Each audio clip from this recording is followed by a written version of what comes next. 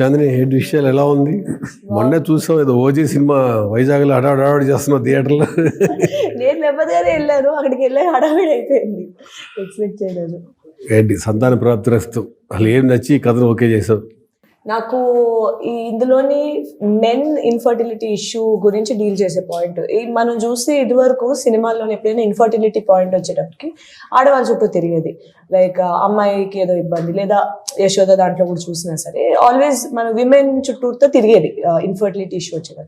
Men దగ్గర అంత handle చేసేది కాదు.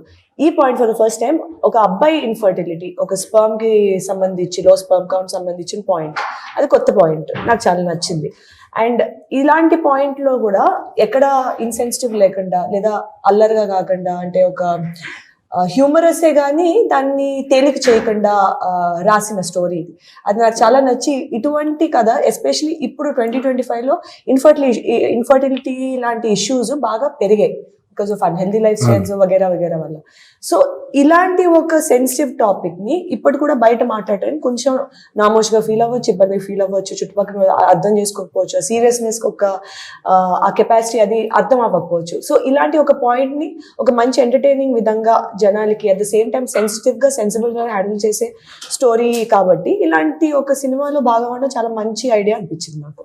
గుడ్. ఎందుకంటే సెన్సిటివ్ ఇష్యూ కాబట్టి, అంటే కొంచెం సినిమా సెన్సిటివ్, దాన్ని కొంచెం కామెడీ మిక్సప్ చేసి ట్రేజర్ చూస్తే ట్రేజర్ ఫుల్ లెంత్గా అంతే ఉంది. అంటే సినిమాలో బేసికల్గా ఒక యంగ్ కపుల్ అనుకోవాలంటే ముందు సాఫ్ట్వేర్ బేస్గా వచ్చారు కదా, చాలా ఫన్నీగా కూడా ఉంది. యాక్చువల్గా ట్రైలర్ బాగా నచ్చుద్ది, చాలా బాగా వచ్చింది అది. దానికంటే మించి సినిమాలో ఉంటుంది కానీ చాలా బాగా కట్ చేస్తారు అది.